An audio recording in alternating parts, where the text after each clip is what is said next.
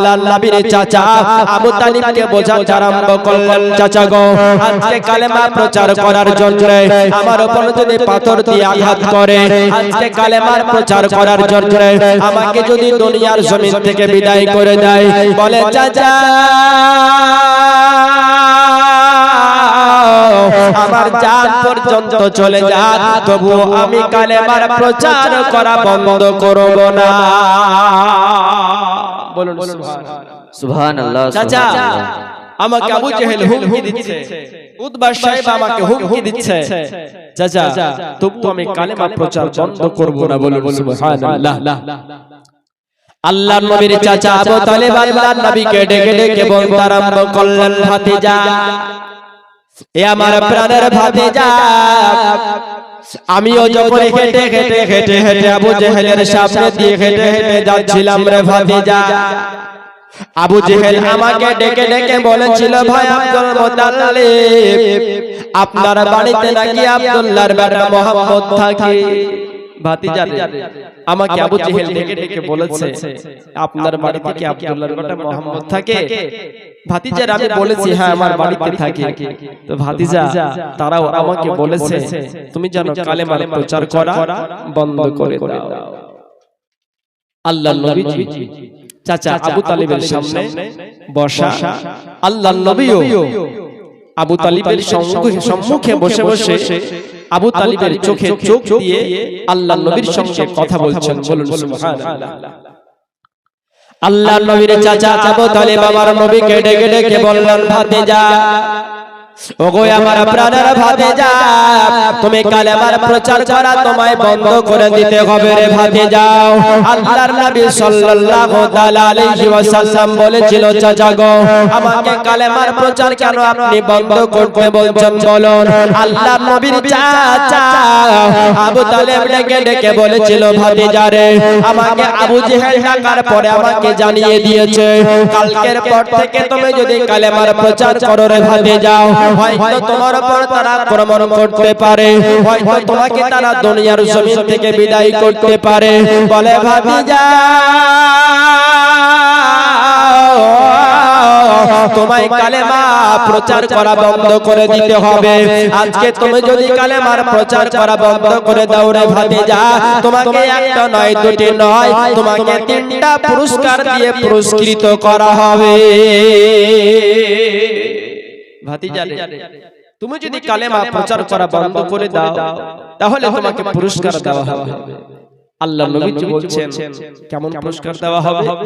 আল্লাহর নবীকে বলা হলো, ভাতিজা, তুমি যদি কালেমার প্রচার করা বন্ধ করে দাও, তাহলে তোমাকে আরবের জমিনের বড় বড় উটগুলোর মধ্যে একটা নয় দুটো নয়, তোমাকে 200 উট দিয়ে দেওয়া হবে। কটা উট দেওয়া হবে? 200 উট দেওয়া হবে।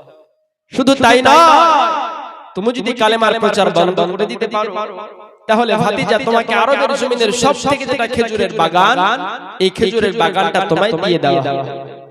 ভাতিজা, তুমি যদি কালেমার প্রচার করা বন্ধ করে দাও, তাহলে তোমাকে আরবের জমিনের সবথেকে উত্তম, উৎকৃষ্ট এবং সুন্দর মানুষ বলে ঘোষণা করা হবে।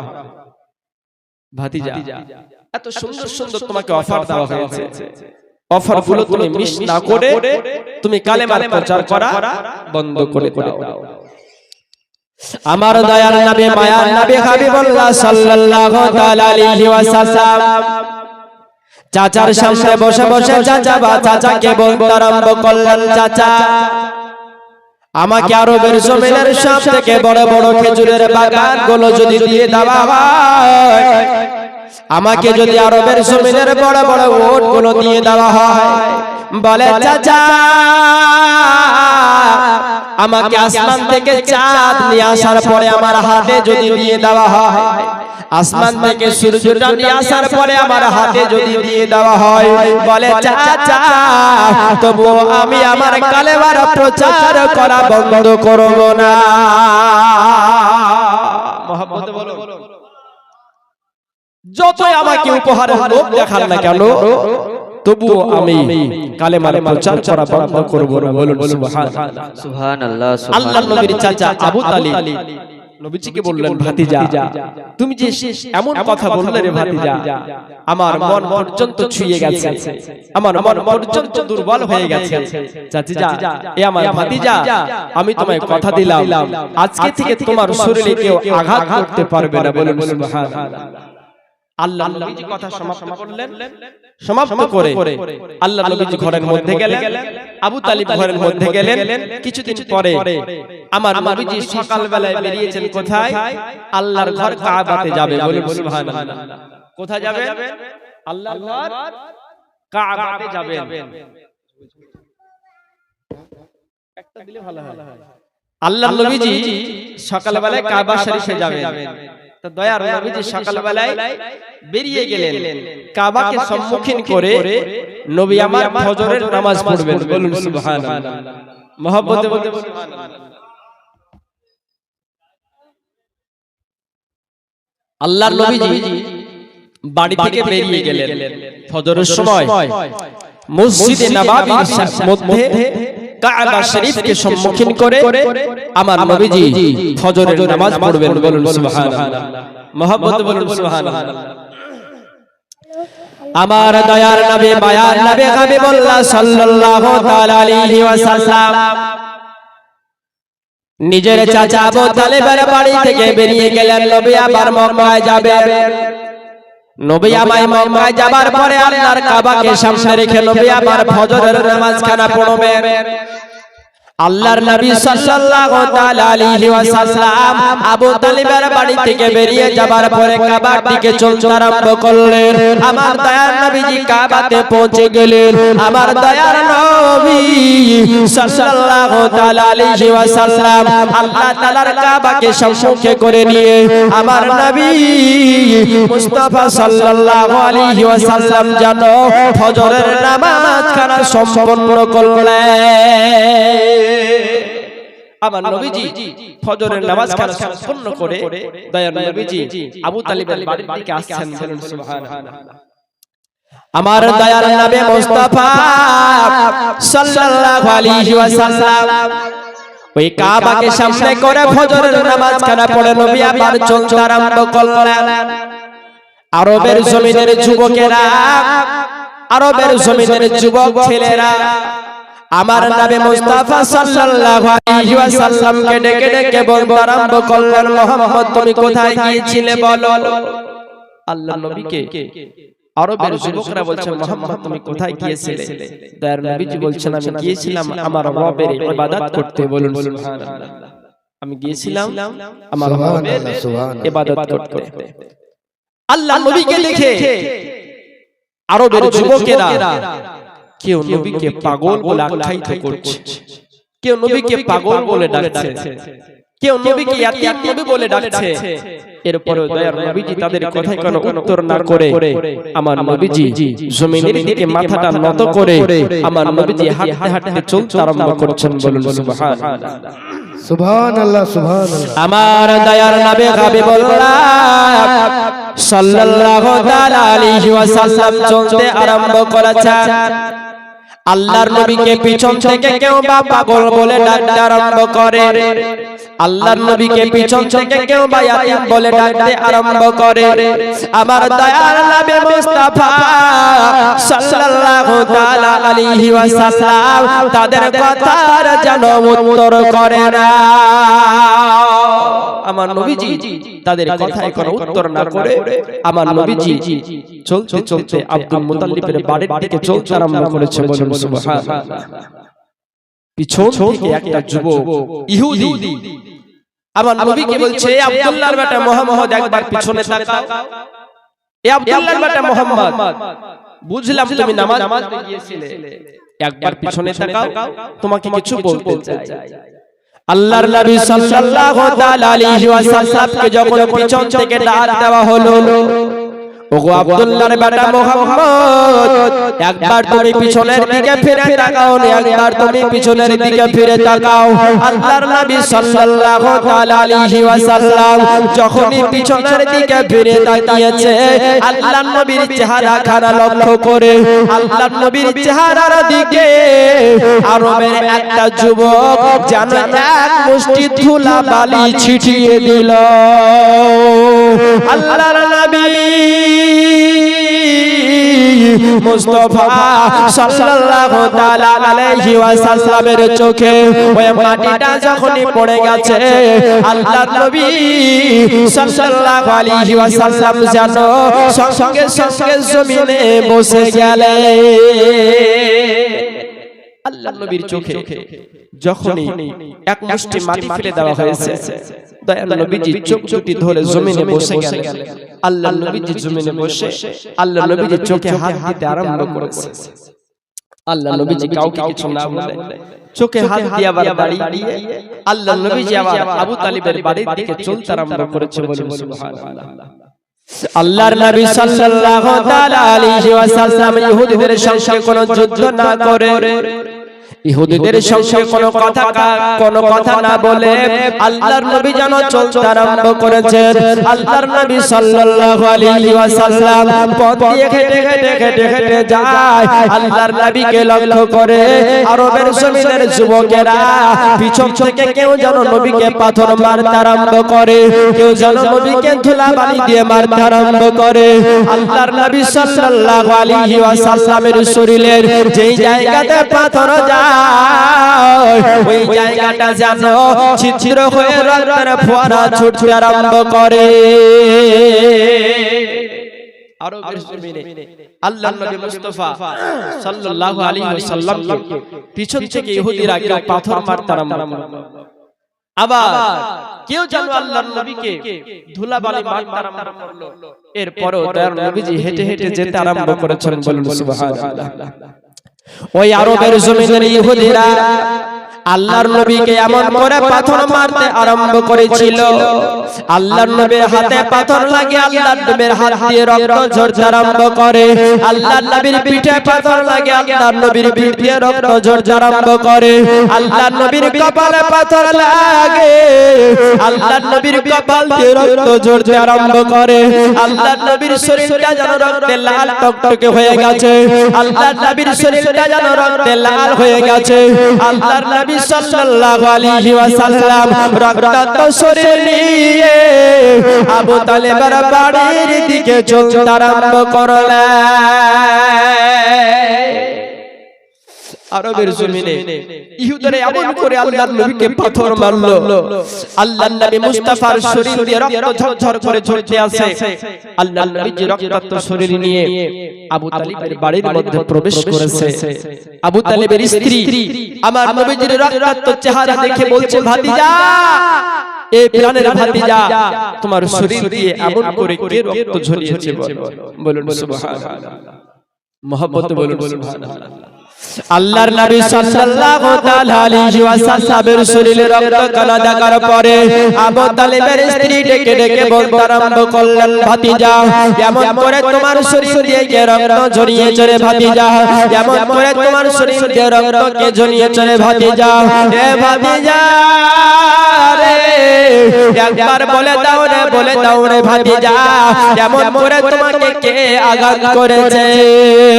আল্লাহর নবী সাল্লাল্লাহু আলাইহি ওয়াসাল্লাম আবু তালিবের স্ত্রীকে বলতে আরম্ভ করলেন, চাচি গো, আমি কাবা শরীফকে সম্মুখীন করে আমি ফজরের নামাজটা পড়ে নেবার পরে, আমি ফজরের নামাজের পরে আমি যখন বাড়ির দিকে চলতে আরম্ভ করেছিলাম গো চাচি, আরবের জমিনের ছোট ছোট যুবকেরা, আরবের জমিনের যুবক ছেলেরা আমাকে লক্ষ্য করে আমার শরীরের দিকে পাথর নিক্ষেপ করেছে। বলে চাচি আমার শরীরে যেদিন পাথর নিক্ষেপ করেছিল, আমার শরীরে যখন পাথর নিক্ষেপ করেছিল গো চাচি, আমার শরীরে এত ব্যথা হয়েছিল, আমার শরীরের ব্যথা আমি সহ্য করতে পারি না গো চাচি, আমার শরীর দিয়ে দরদর করে রক্ত ঝরে গো চাচি, আমার শরীরটা রক্তে লাল টকটকে হয়ে গেছে গো চাচি। আল্লাহর নবী সাল্লাল্লাহু তাআলা আলাইহি ওয়াসাল্লাম আজকে চাচির সঙ্গে কথাখানা বলার পরে আল্লাহর নবী যেন বেরিয়ে গেলেন। আল্লাহর নবীজি চাচিকে কষ্ট বলার পরে, শরীরের যা কষ্ট চাচির সামনে প্রকাশ করার পরে আল্লাহর নবীজি সেখান থেকে চলে গেলেন। বলুন সুবহানাল্লাহ, জোরে বলুন সুবহানাল্লাহ। কিছুক্ষণ পরে আল্লাহর নবীর চাচা আবু তালিব বাড়িতে আসছেন। আল্লাহর নবীর চাচা বাড়িতে আসার পরে স্ত্রীকে দেখছেন, আল্লাহর নবীর চাচি বসে বসে কাঁদছেন। আল্লাহর নবী মুস্তাফা সাল্লাল্লাহু আলাইহি ওয়াসাল্লামের চাচা আবু তালিব বলছে, বিবি তুমি কাঁদো কেন? বিবি তুমি কাঁদো কেন? আবু তালিবের স্ত্রী সেই দিন চোখের পানি ঝরে ঝরে বলেছিল, স্বামী গো, আজকে যদি মুহাম্মদের বাবা মা থাকতো না, আজকে মুহাম্মদের শরীর দিয়ে এমন করে কেউ রক্ত ঝরাতে পারতো না। আজকে যদি মুহাম্মদের বাবা মা বেঁচে থাকতো না, আজকে মুহাম্মদ কেমন কষ্ট পেতে দিত না। বলুন সুবহানাল্লাহ। আল্লাহর নবী সাল্লাল্লাহু আলাইহি ওয়াসাল্লামের চাচি, আল্লাহর নবীর চাচা আবু তালিবের স্ত্রী নিজের বিবিকে বলতে আরম্ভ করলেন, বিবি রে, কে ভাই আমার ভাতিজার শরীরটা রক্তাক্ত করে দিয়েছে? কে ভাই আমার ভাতিজাকে আঘাত করেছে? কি বলতে চাও বলো? আবু তালিবের স্ত্রী নিজের স্বামীকে ডেকে ডেকে বলতে আরম্ভ করেছিল, স্বামী গো, আপনার ভাতিজা মুহাম্মদের শরীর কেমন করে রক্তাক্ত করে দেওয়া হয়েছে? আপনার ভাতিজা তার শরীর দিয়ে যেন দুনিয়ার জমিনে রক্ত টপ টপ করে পড়তে আছে। স্বামী গো, আপনি তো জানেন না, আপনার কাছে তো খবর নেই, কিন্তু আপনার ভাতিজার শরীর কেমন করে রক্তাক্ত করে দেওয়া হয়েছে। আপনার ভাতিজা মুহাম্মদ, তার অপরাধ হলো সে কালেমার প্রচার করে, তার অপরাধ হলো সে নিজেকে নবী হিসাবে দাবি করে, তার অপরাধ হলো সে এক আল্লাহতে বিশ্বাস করতে বলে। ওই এক আল্লাহতে বিশ্বাস করতে বলার জন্য, কালেমার প্রচার করার জন্য, আজকে নিজেকে নবী হিসাবে দাবি করার জন্য তার উপরে আরবের জমিনের মানুষ তার উপরে অত্যাচার করেছে, তাকে পাথর দিয়ে আঘাত করেছে। বলুন সুবহানাল্লাহ, জোরে বলুন। আল্লাহর নবী সাল্লাল্লাহু তাআলা আলাইহি ওয়াসাল্লামের চাচা স্ত্রীকে ডেকে ডেকে বলতে আরম্ভ করলেন, বিবি রে, এ আমার বিবি বলো, আমার ভাতিজা কোথায় গেছে? মুহাম্মদ কোথায় গেছে? আল্লাহর নবী সাল্লাল্লাহু তাআলা আলাইহি ওয়াসাল্লামের চাচা আবু তালিবকে ডেকে ডেকে বলেছিল, স্বামী গো, আমার বাড়িতে মুহাম্মদ আসার পরে আমার বাড়িতে মুহাম্মদ আর বসে থাকে নাই, আমার বাড়ি থেকে মুহাম্মদ বেরিয়ে গেছে। বেরিয়ে গেছে? বলে হ্যাঁ। কোথায় গেছে জানো? বলে জানি না। কোথায় গেছে জানো না? বলে না, জানি না। বলে আমার ভাতিজা কোথায় গেল? আমার ভাতিজার সন্ধান আমাকে করতে হবে। বলুন সুবহানাল্লাহ। আল্লাহর নবী সাল্লাল্লাহু আলাইহি ওয়াসাল্লামের সন্ধান করার জন্য আল্লাহর নবীর চাচা আবু তালিব আমার নবীর সন্ধানে বেরিয়ে গেলেন। চতুর্দিকে গেলেন, আল্লাহর নবীকে দেখতে পেলেন না। সর্বশেষে আল্লাহর নবীকে দেখার জন্য মসজিদ পর্যন্ত পৌঁছালেন। বলুন সুবহানাল্লাহ, জোরে বলুন। আল্লাহর নবীর চাচা আবু তালিব মসজিদের মধ্যে আসার পর দেখছেন মসজিদের একটা কোণাতে আমার দয়ার নবীজি রক্তাক্ত শরীর নিয়ে বসে, আল্লাহর নবীজি মসজিদের একটা কোণায় বসে বসে চোখের পানি ঝরে অঝর নয়নে কান্না করছেন। বলুন সুবহানাল্লাহ, জোরে বলুন সুবহানাল্লাহ। আল্লাহর নবী সাল্লাল্লাহু তাআলা আলাইহি ওয়াসাল্লামের চোখের পানি দেখার পরে আল্লাহর নবীর চাচা আবু তালিব ডেকে ডেকে বলতে আরম্ভ করলেন, ভাতিজা, আমার প্রাণের ভাতিজা, এমন করে কে তোমায় কষ্ট দিয়েছে রে ভাতিজা? এমন করে কে তোমায় আঘাত করেছে রে ভাতিজা একবার বলো। আল্লাহর নবী চাচার সঙ্গে কোনো কথা বলেন না, আল্লাহর নবীর চাচাকে কোনো উত্তর দেন না। আবার আল্লাহর নবী সাল্লাল্লাহু তাআলা আলাইহি ওয়াসাল্লামকে ডাক দিয়ে বলতে আরম্ভ করলো, ভাতিজা কে তোমায় আঘাত করেছে রে ভাতিজা? আরবের জমিনে কে তোমার গায়ে পাথর মেরেছে রে ভাতিজা?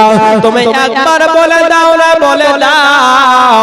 যখন তার খবরটা পেয়ে যাবো রে ভাতিজা, যতক্ষণ পর্যন্ত আমি তাকে হত্যা না করব, যতক্ষণ পর্যন্ত আমি তাকে দুনিয়ার জমিন থেকে বিদায় না করে দেব, ততক্ষণ পর্যন্ত আমি আবু তালিব আমার বাড়ি পর্যন্ত যাব না। বলুন সুবহানাল্লাহ। ভাতিজা রে, তোমাকে যারা আঘাত করেছে একবার শুধু তাদের নামটা আমাকে বলে দাও। যতক্ষণ পর্যন্ত আমি তাদেরকে হত্যা না করি, ততক্ষণ পর্যন্ত আমি আমার বাড়ি পর্যন্ত যেতে রাজি নই। আমার মায়ার নবী দয়ার নবী নবী মুস্তাফা সাল্লাল্লাহু তাআলা আলাইহি ওয়াসাল্লাম আবু তালিবকে ডেকে ডেকে বলতে আরম্ভ করলো, চাচা গো, আমার শরীরে যারা পাথর মেরেছে গো চাচা, আমার শরীর দিয়ে যারা রক্ত ঝরিয়েছে গো চাচা, তারা আমাকে নবী হিসেবে তারা চিনতে ভুল করেছিল। তারা আমাকে চিনতে পারে নাই, আমাকে জানতে পারে নাই। আমাকে না জানার পরে আমার শরীরে পাথর দিয়ে আঘাত করেছে। আমাকে না চিনতে পেরে আমার শরীরকে রক্তাক্ত করে দিয়েছে। বলে চাচা, আমি নবী মুস্তাফা, আমি দুনিয়ার জমিনে আমি কালেমার প্রচার করার জন্য এসেছি। আমি দুনিয়ার জমিনে কারো বদলা নেবার জন্য আসি নাই। তবে চাচা, আমি আপনার সামনে কয়েকটা প্রশ্ন করব গো চাচা। আল্লাহর নবীর চাচা আবু তালিব আমার নবীকে বলতে আরম্ভ করলেন, ভাতিজা আমায় তুমি কি কথা জিজ্ঞাসা করতে চাও রে ভাতিজা বলো। আল্লাহর নবী সাল্লাল্লাহু তাআলা আলাইহি ওয়াসাল্লাম আল্লাহর নবীর চাচাকে বলতে আরম্ভ করলেন, চাচা গো, আপনি তো আমাকে বড় মহব্বত করেন গো ভাতিজা। আল্লাহর নবীর চাচা বলতে আরম্ভ করলেন, ভাতিজা ও আমার প্রাণের ভাতিজা, আমি তোমার সঙ্গে বড় মহব্বত করি রে ভাতিজা, আমি তোমায় অনেক ভালোবাসি রে ভাতিজা। আল্লাহর নবী সাল্লাল্লাহু তাআলা আলাইহি ওয়াসাল্লাম বলতে আরম্ভ করলেন, চাচা গো, আমার জন্য কারো সঙ্গে আপনাকে যুদ্ধ করতে হবে না, আমার জন্য কারো সঙ্গে আপনাকে প্রতিশোধ নিতে হবে না। বলে চাচা, আপনি দুবার নয়, তিনবার নয়, তুমি আপনি একবার আমার মধুর কালেমা খানা পড়ে না। বলুন সুবহানাল্লাহ। আমার জন্য আপনাকে যুদ্ধ করতে হবে না, আপনার জন্য আপনাকে, আমার জন্য আপনাকে প্রতিশোধ নিতে হবে না। বলে চাচা গো, ওগো আমার প্রাণের চাচা, আপনি আমার সঙ্গে এত মহব্বত করেন, আপনি আমাকে এত ভালোবাসেন, হে চাচা, আপনি আমার হাতে হাত দিয়ে একবার কালেমা পড়ে নেন। বলুন সুবহানাল্লাহ। আবু তালিব বলেছিল, ভাতিজা আমি তোমাকে অনেক মহব্বত করি, আমি তোমাকে অনেক ভালোবাসি, কিন্তু আমি তোমার হাতে হাত দিয়ে কালেমা পড়তে পারবো না। আল্লাহর নবীর চাচা আবু তালিব আমার নবীকে অনেক সাহায্য করেছিলেন, অনেক সাহায্য করেছিলেন, কিন্তু আমার নবীর হাতে হাত দিয়ে তিনি কালেমা পড়েছিলেন না। আল্লাহর নবী বড় কষ্ট পেয়েছিলেন, বড় কষ্ট পেয়েছিলেন। আল্লাহর নবীর চাচা আবু তালিব যখন দুনিয়ার জমিন থেকে বিদায় হবে, আল্লাহর নবী সাল্লাল্লাহু আলাইহি ওয়াসাল্লাম আবু তালিবের কাছে বসে বসে কেঁদেছিলেন আর বলেছিলেন, চাচা আপনি মৃত্যুর আগে একবার কালেমা খানা পড়ে নেন চাচা, একবার যদি আপনি কালেমা খানা পড়েন, কাল কিয়ামতের ময়দানে আমি আপনার জন্য সুপারিশ করব। বলুন সুবহানাল্লাহ। এরপরেও আবু তালিব বলেছিল, ভাতিজা আমি তোমার হাতে হাত দিয়ে কালেমার প্রচার ও প্রসার করতে পারবো না। কিছুদিন পরে আবু তালিব দুনিয়ার জমিন থেকে বিদায় হলো।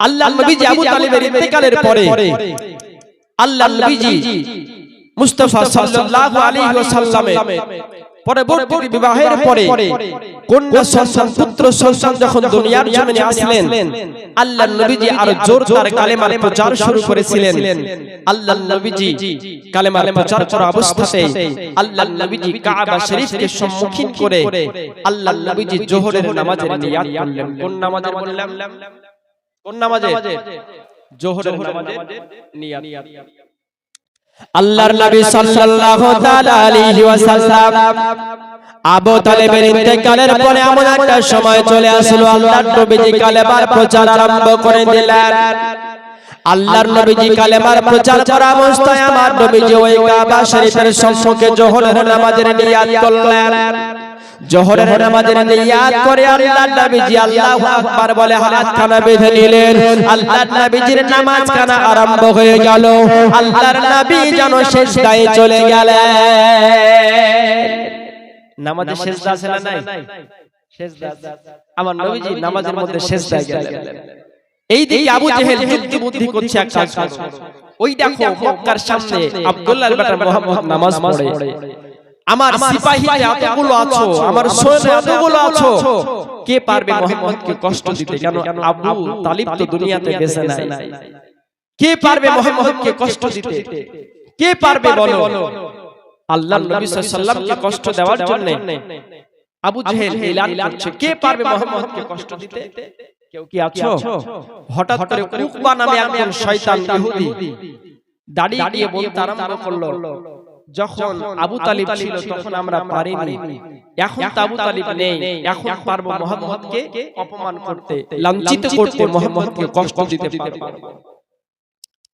ওই মক্কার পাশে দাঁড়িয়ে দাঁড়িয়ে আবু জেহেল বলতে আরম্ভ করলো ওরে উকবা আব্দুল্লাহর বেটা মুহাম্মদকে কেমন করে কষ্ট দিবে রে উকবা বল আল্লাহর নবী মুস্তাফা সাল্লাল্লাহু তাআলা আলাইহি ওয়াসাল্লামকে কেমন করে অপমান করবে বল আবু জেহেলের সামনে দাঁড়িয়ে দাঁড়িয়ে উকবা নামে ইহুদি বলতে আরম্ভ করলো গো আমাদের বাদশা আবু জেহেল আপনি আমাকে দায়িত্ব দিয়ে দেন আমি দায়িত্বটা নিয়ে নেওয়ার পরে আমি আব্দুল্লাহর বেটা মুহাম্মদকে যেমন করে হয় তেমন করে অপমান করে দেব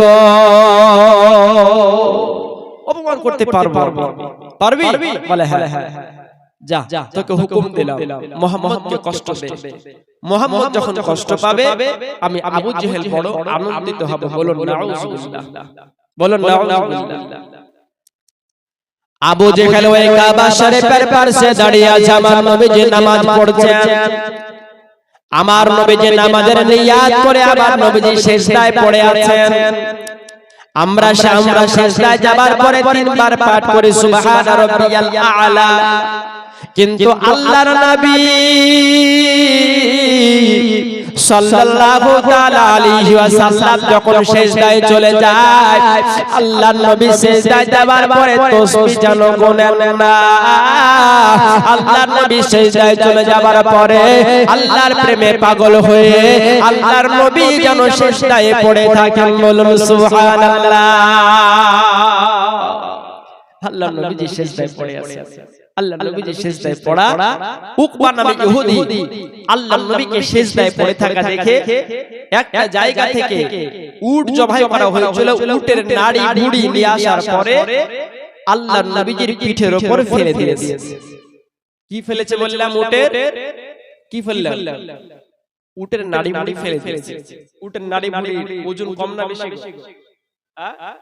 কম না বেশি অনেক বেশি আল্লাহর নবী সাল্লাল্লাহু তাআলা আলাইহি ওয়াসাল্লামের পিঠের উপরে উটের নাড়ি মুড়ি ফেলে দেওয়া হয়েছে এত ভারী ছিল উটের নাড়ি মুড়ির ওজন এতটা পরিমাণ ছিল আল্লাহর নবী যেন সিজদা থেকে মাথা উঠাতে পারেন না আল্লাহর নবীর উপরে এমন করে ফেলে দেওয়া হয়েছে এমন করে উটের নাড়ি মুড়ি ফেলে দিয়েছে আমার নবীজি সিজদা থেকে যে মাথাটা উঠাবে আল্লাহ নবীজি সিজদা থেকে মাথাটা উঠাতে পারছেন না বলুন সুবহানাল্লাহ ওই দিকে দাঁড়িয়ে দাঁড়িয়ে আবু জেহেল চিৎকার করে বলতে আরম্ভ করলো, ওরে আমার সৈন্যরা, ওই দেখো তাকিয়ে তাকিয়ে দেখো, আব্দুল্লাহ বেটা মুহাম্মদ মক্কার সামনে পড়ে আছে, আর আব্দুল্লাহ বেটা মুহাম্মদের ওই পিঠের উপর নাড়ে বড়ে ফেলে দেওয়া হয়েছে। আজকে তাকিয়ে দেখো রে দেখো, আব্দুল্লাহর বেটা মুহাম্মদের কতইটা কষ্ট হয়। আজকে মুহাম্মদ যদি কালেমার প্রচার করা বন্ধ করে দিত, আজকে মুহাম্মদ যদি এক আল্লাহর প্রচার করা বন্ধ করে দিত, আজকে মুহাম্মদ যদি নিজেকে নবী হিসেবে দাবি করা বন্ধ করে দিত, আমরা মুহাম্মদকে লাঞ্ছিত করতাম না, আমরা মুহাম্মদকে নিয়ে কুমন্তব্য করতাম না, আমরা মুহাম্মদকে কষ্ট দিতাম না। আল্লাহর নবী সাল্লাল্লাহু আলাইহি ওয়াসাল্লামের পিঠের উপরে আজকে ওটার নাড়ি বড়ে ফেলে দেওয়া হয়েছে। আল্লাহর নবী মুস্তাফা সিজদায় পড়ে আছেন, আল্লাহর নবী মুস্তাফা সাল্লাল্লাহু তাআলা আলাইহি ওয়াসাল্লাম আজকে কাবা শরীফের সামনে সিজদায় পড়ে যাওয়ার পরে আল্লাহর নবী যেন কান্না করতে আছে। আল্লাহর নবীজি সিজদায় পড়ে পড়ে আল্লাহর নবীজির চোখ দিয়ে পানি ঝরছে, আল্লাহর নবীজির দুই চোখ দিয়ে অশ্রু ঝরে, আল্লাহর নবীজি সিজদায় পড়ে পড়ে আল্লাহর কাছে কান্না করছেন। বলুন সুবহানাল্লাহ। আল্লাহর নবী মুস্তাফা সাল্লাল্লাহু আলাইহি ওয়াসাল্লাম সহ্য করতে না পেরে আল্লাহর নবী মুস্তাফা সিজদায় পড়ে আছেন, আল্লাহর নবীর চোখ দিয়ে ঝরঝর করে পানি ঝরে যায়। আল্লাহর নবী সাল্লাল্লাহু তাআলা আলাইহি ওয়াসাল্লামের চোখ দিয়ে পানি ঝরতে আরম্ভ করেছে। আল্লাহর নবী সাহাবা হযরত আব্দুল্লাহ ইবনে মাসউদ বলেন, আমি আবু জেহেলের সম্মুখে দাঁড়িয়েছিলাম, আমি আমার নবী মুস্তাফার কাছে পৌঁছাতে পারলাম না। আমি যদি আমার নবীর কাছে পৌঁছে যেতাম, আবু জেহেল আসার পরে আমার উপর আক্রমণ করত, আবু জেহেল আসার পরে আমাকে দুনিয়ার জমিন থেকে বিদায় করে দিত। একজন ব্যক্তি দৌড়ে যাবার পরে আল্লাহর নবীর বাড়ির দিকে দৌড়াতে আরম্ভ করেছে। আল্লাহর নবীর বাড়ির দিকে চলে যাওয়ার পরে আল্লাহর নবীর বাড়ির দরজার সামনে ডাক দিতে আরম্ভ করেছে, বলে কে আছো?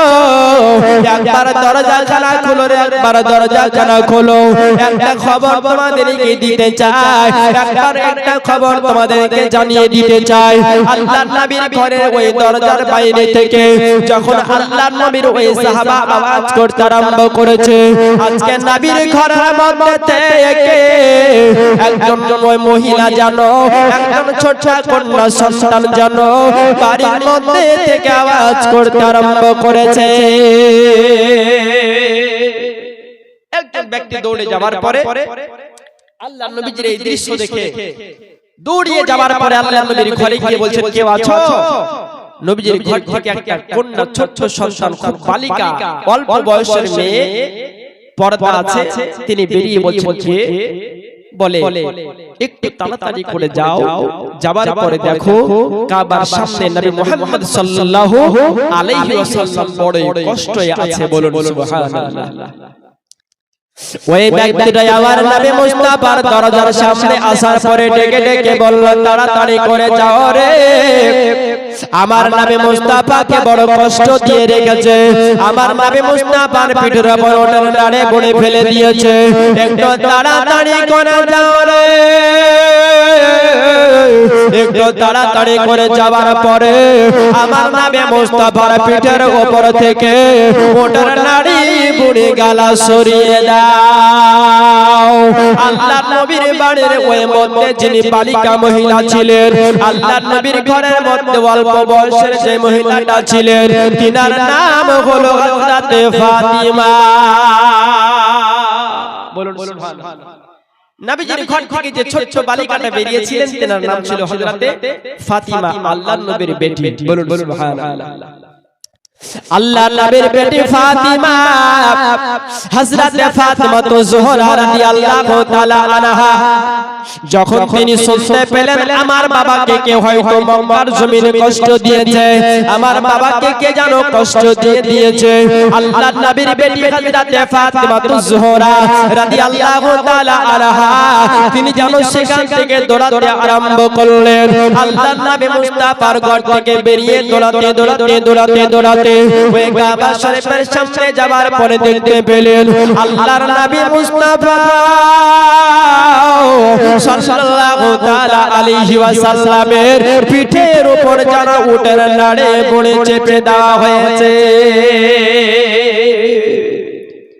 আল্লাহর নবীর বেটি ফাতিমা, আল্লাহর নবীর বেটি ফাতিমা জোহরা রাদিয়াল্লাহু তাআলা আনহা তিনি যাবার পরে দেখছেন আব্বার পিঠের উপরে উটের নাড়ি ভুঁড়ি পড়ে আছে। বলুন সুবহানাল্লাহ, জোরে বলুন সুবহানাল্লাহ। আল্লাহর নবী মুস্তাফা সাল্লাল্লাহু তাআলা আলাইহি ওয়াসাল্লামের বেটি হযরত ফাতিমা জোহরা রাদিয়াল্লাহু তাআলা আনহা আমার নবী মুস্তাফাকে ডেকে ডেকে বলতে আরম্ভ করলেন, আব্বা এ প্রাণের আব্বা, আপনার এমন করে আপনাকে কষ্ট কে দিয়েছে গো আব্বা, আপনার পিঠের উপর এমন করে নাড়ি বুড়িকে চাপিয়ে দিয়েছে গো আব্বা। আল্লাহর নবী সাল্লাল্লাহু আলাইহি ওয়াসাল্লাম কোনো আওয়াজ করলেন না, কোনো কথা বললেন না। আল্লাহর নবীর বেটি হযরত ফাতিমা জোহরা রাদিয়াল্লাহু তাআলা আনহা ডেকে ডেকে চিৎকার করতে আরম্ভ করলেন, বলে আব্বা, ওগো আমার প্রাণের আব্বা, আপনার পিঠের উপর এমন করে কে নাড়ি বুড়ি চাপিয়ে দিয়েছে গো আব্বা, আপনি একবার বলো আব্বা গো, একবার বলুন কি আপনার পিঠে এমন করে নাড়ি বুড়ি চাপিয়েছে? আমার নবীজি কোনো আওয়াজ করেন না, আমার নবীজি কোনো কথা বলেন না। হযরত ফাতিমা জোহরা আমার নবী মুস্তাফার কাছে গিয়ে বলছেন, আব্বা আপনি কেন আমার মাথার উত্তর দিচ্ছেন না, আপনি কেন কথা বলছেন না? আল্লাহর নবীজি খামোশ আছেন, আল্লাহর নবীজি চুপ আছেন। হযরত ফাতিমা জোহরা ছোট্ট একটা বালিকা, তিনার শরীরে অতটা শক্তি নেই, এরপরেও বাবার মহব্বতে, বাবার ভালোবাসায় মেয়ের সামনে বাবা কষ্ট পাচ্ছে, মেয়ে কেমন করে সহ্য করবে?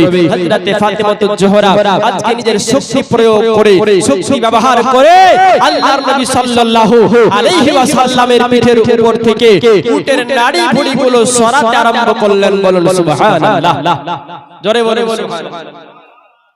আল্লাহর নবীর বেটি হযরত ফাতিমা জোহরা রাদিয়াল্লাহু তাআলা আনহা আল্লাহর নবী সাল্লাল্লাহু তাআলা আলাইহি ওয়াসাল্লামের পিঠের উপর থেকে আজকে নাড়ি বুড়ি গলা সরাতে আরম্ভ করেছে, নাড়ি বুড়ি গলা ফেলতে আরম্ভ করেছে। আল্লাহর নবীর শরীরের উপর থেকে, আল্লাহর নবীর পিঠের উপর থেকে নাড়ি বুড়ি ফেলে দেওয়া হলো।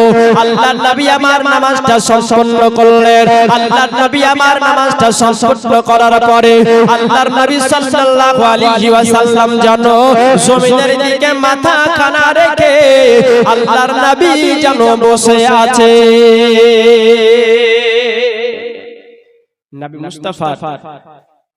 নবী মুস্তাফা সাল্লাল্লাহু আলাইহি ওয়াসাল্লামের পিঠ থেকে যখন নাড়ি ভুঁড়ি ফেলে দেওয়া হয়েছে, দয়াল নবীজি আমার সেজদা থেকে নামাজটা সম্পন্ন করে নবী আমার জমিনের দিকে মাথাটা রেখে নবী আমার বসে আছেন। বলুন সুবহানাল্লাহ, জোরে বলুন না সুবহানাল্লাহ। এই নবী মুস্তাফা চাইলে যারা নবীকে এমন করে অত্যাচার করেছে নবীজি প্রতিশোধ নিতে পারতেন না? কথা বলেন, পারতেন না? পারতেন। দয়াল নবীজি নিচ্ছেন না, মহব্বতে বলুন সুবহানাল্লাহ। আর এই নবীকে আমরা মহব্বত করি না? কথা বলুন, মহব্বত করি না? মহব্বত করি। নবী ছাড়া আল্লাহ পাওয়া কিন্তু সম্ভব নয়। সম্ভব আছে গো? সম্ভব আছে? সম্ভব নয়। মহব্বতে দুই হাত উঠিয়ে বলুন তো ইয়া রাসূলুল্লাহ, বলেন ইয়া রাসূলুল্লাহ, জোরে বলেন ইয়া রাসূলুল্লাহ।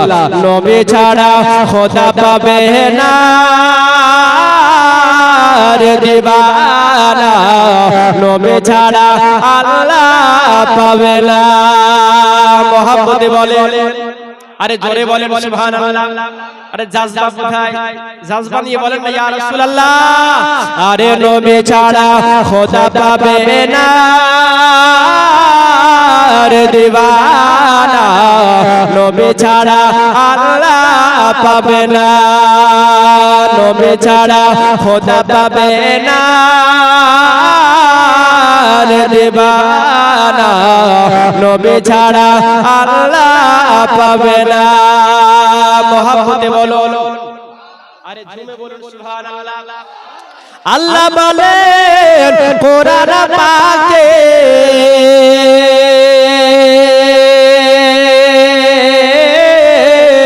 যে জন পেতে চাও আমাকে।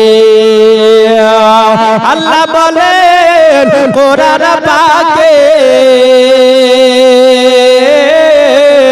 যে জন পেতে চাও আমাকে। ধরো গিয়ে নবীর দামান খানা রে দেবানা, নবী ছাড়া আল্লাহ পাবে না।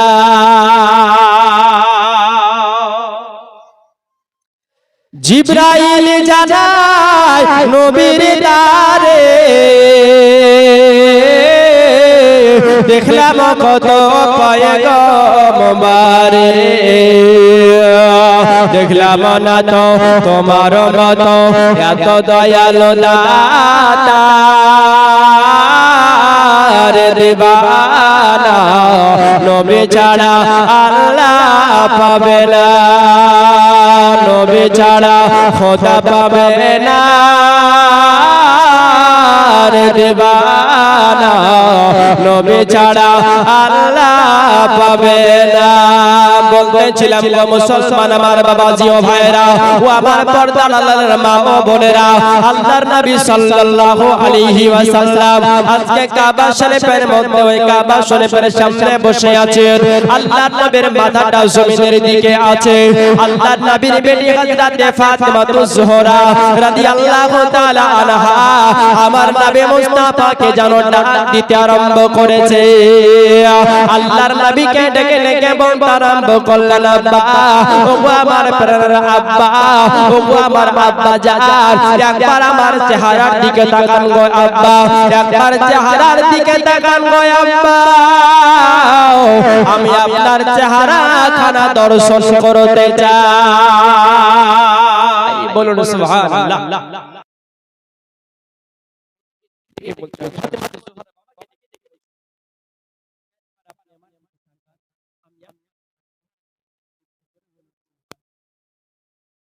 আল্লাহর নবী সাল্লাল্লাহু তাআলা আলাইহি ওয়াসাল্লাম জমিনের দিক থেকে মাথাটা উত্তোলন করেন। আল্লাহর নবীর বেটি ফাতিমা হযরত ফাতিমাতুজ জোহরা রাদিয়াল্লাহু তাআলা আনহা একবার নয় দুবার নয় বরং কয়েকবার বললেন, আব্বা গো, একবার আপনার চেহারাখানা তুলেন গো আব্বা, একবার আমার দিকে তাকান গো আব্বা, আমি আপনার নূরানী চেহারাখানা দর্শন করতে চাই। আল্লাহর নবী সাল্লাল্লাহু তাআলা আলাইহি ওয়াসাল্লাম বেটির কথাই কর্ণপাত না করে, আজকে বেটির কথাই কোনো উত্তর না দিয়ে আমার নবী মুস্তাফা সাল্লাল্লাহু তাআলা আলাইহি ওয়াসাল্লাম যেন নিচু দিকে মাথা করে বসে আছে। নবীজি আমার ফাতেমার দিকে তাকান না, নবীজি আমার ফাতেমার দিকে তাকান না। ফাতেমা চোখের পানি ছেড়ে কাঁদতে আরম্ভ করলেন, আব্বা, আমি আপনার জন্য আপনার খবর পাওয়ার পরে বাড়ি থেকে দৌড়ে এসেছি। আব্বা, আমি আপনার চেহারাখানা দর্শন করতে চাই। আব্বু গো, একবার আমার দিকে তাকান, একবার বেটির দিকে তাকান, একবার আপনার বেটি আপনাকে সচক্ষে দর্শন করতে চায়। বলুন সুবহানাল্লাহ। সুবহানাল্লাহ। আল্লাহর নবীর বেটি হযরত ফাতিমাতুজ জোহরা রাদিয়াল্লাহু তাআলা আনহা আমার নবী মুস্তাফা সাল্লাল্লাহু আলাইহি ওয়াসাল্লামের সামনে আমার নবী যখন চোখের পানি জোরে জোরে কান্না করতে আরম্ভ করলেন, আমার ফাতিমাতুজ জোহরার চোখ দিয়ে যখন পানি ঝরতে আরম্ভ করে, আল্লাহর নবী সাল্লাল্লাহু আলাইহি ওয়াসাল্লাম আল্লাহর নবীর বেটি ফাতিমার কান্না দেখে সহ্য করতে পারলেন না।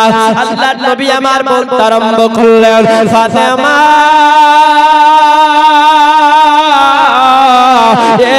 বেটি ফাতেমা, আমার সামনে এমন করে তুমি কান্না করিও না রে বেটি, তুমি কান্না করিও না। আমি নবীজি, আমি পৃথিবীর সমস্ত ব্যথা সহ্য করতে পারবো, আমি পৃথিবীর সমস্ত যন্ত্রণা সহ্য করতে পারবো। বেটি রে, আমি তোমার চোখের পানি সহ্য করতে পারবো না। সুবহানাল্লাহ, সুবহানাল্লাহ। বেটি রে, আমার সামনে তুমি এমন করে কাঁদিও না। ফাতিমা বলছেন, আব্বু, একবার আমার দিকে তাকাও, আব্বু, একবার আমার দিকে তাকাও। তোমাকে জালিমারা যারা কষ্ট দিয়েছে, তোমার পিঠে যারা উটের নাড়ি বুড়ি ফেলে দিয়েছে, আল্লাহ পাক তাদের বিচার করবে। তবে আব্বু গো, একবার তুমি আমার দিকে তাকাও, বলুন সুবহানাল্লাহ। সুবহানাল্লাহ। আল্লাহর নবী সাল্লাল্লাহু তাআলা আলাইহি ওয়াসাল্লাম বেটির চোখের দিকে তাকালেন। আল্লাহর নবীর বেটি ফাতেমা, তিনি আল্লাহর নবীর চেহারার দিকে তাকিয়ে হাওমা করে কাঁদতে আরম্ভ করলেন। হযরতে ফাতেমা তো জোহরাকে আমার নবী ডেকে ডেকে বলতে আরম্ভ করলেন, বিটি রে,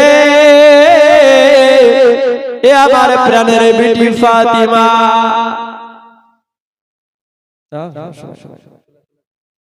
এ আমার বিটি ফাতিমা, ফাতিমা রে, তুমি আবার এমন করে কেন কাঁদতে লাগলে? জোরে বলুন না সুবহানাল্লাহ। আল্লাহর নবী মুস্তাফা সাল্লাল্লাহু তাআলা আলাইহি ওয়াসাল্লাম আজকে নিজের বেটি ফাতিমাকে ডেকে ডেকে বলতে আরম্ভ করলেন, ফাতিমা, আমার দিকে তাকিয়ে তাকিয়ে তুমি আবার চিৎকার করে কেন কান্না করতে আরম্ভ করলে বলো?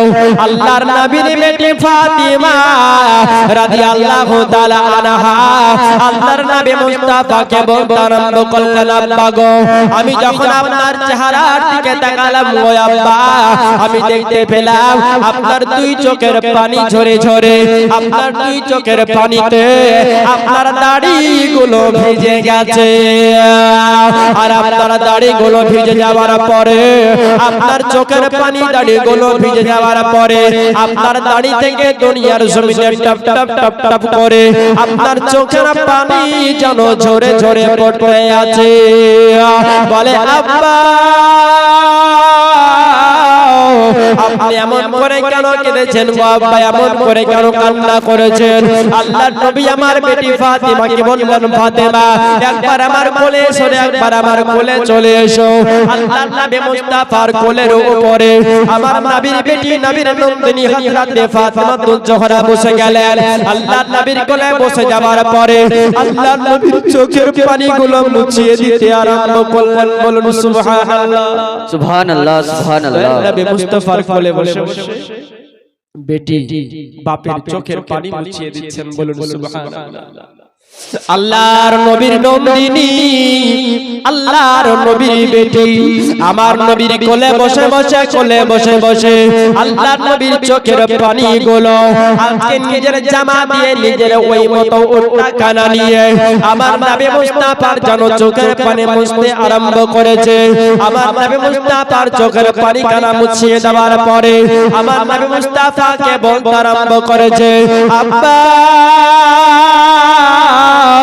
আপনার পিঠে যারা নাড়ি মুড়ি চাপিয়ে দিয়েছিল, আপনাকে যারা কষ্ট দিয়েছিল গো আব্বা, আল্লাহ পাক রব্বুল আলামিন তাদেরকে ধ্বংস করে দেবে। আল্লাহর নবী সাল্লাল্লাহু আলাইহি ওয়াসাল্লাম হযরতে ফাতিমাকে সঙ্গে করে নিয়ে আল্লাহ তাআলার কাবাকে সম্মুখে করে আল্লাহ তাআলার কাছে দোয়া করতে আরম্ভ করলেন, ওগো রব্বুল আলামিন, যারা আমার পিঠের মনোটার নাড়ি মুড়ি চাপিয়ে দিয়েছে, যারা কেমন করে কষ্ট দিয়েছে গো আল্লাহ পাক রব্বুল আলামিন, ওগো আল্লাহ, তাদেরকে তুমি ধ্বংস করে দিও। আল্লাহর নবী সাল্লাল্লাহু তাআলা আলাইহি ওয়াসাল্লাম আজকে বেটিকে পাশে রেখে দেওয়ার পরে আল্লাহ তাআলার কাবাকে সামনে রাখার পরে আল্লাহ তাআলার কাছে ইহুদিদের জন্য দোয়া করেছিলেন, আল্লাহ তাআলার কাছে জালিমদের জন্য দোয়া করেছিলেন। আল্লাহ নবীর দোয়াখানা কবুল করে নিয়েছেন আমার আল্লাহ পাক রব্বুল আলামিন। আমার নবীর দোয়াখানা কবুল করে নিয়ে আল্লাহ পাক বদরের যুদ্ধের ময়দানে আল্লাহ পাক তাদেরকে দুনিয়ার জমিন থেকে বিদায় করে দিয়েছেন। বলুন সুবহানাল্লাহ। দরুদ পড়ুন, আল্লাহুম্মা সাল্লি আলা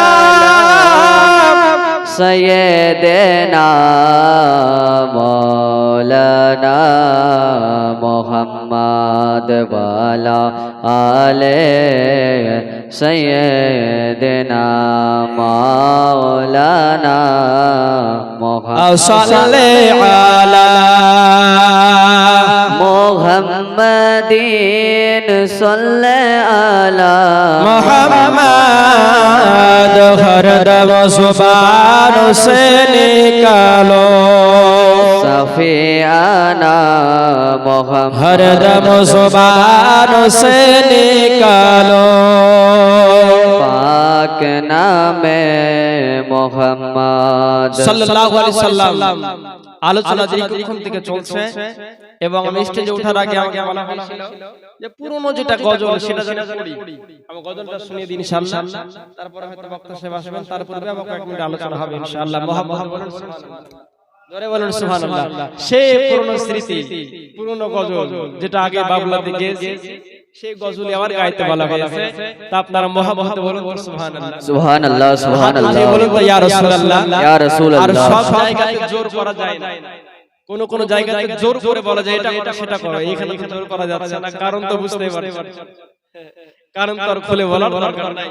সব জায়গাতে জোর হয় না, জোর না করে মুহাম্মদ বলুন সুবহানাল্লাহ, সুবহানাল্লাহ, সুবহানাল্লাহ। আরে আজ আমিনার কোলে, আজ আমিনার কোলে, আজ আমিনার ঘরে, আজ আমিনার ঘরে হলো পরীর মেলা রে।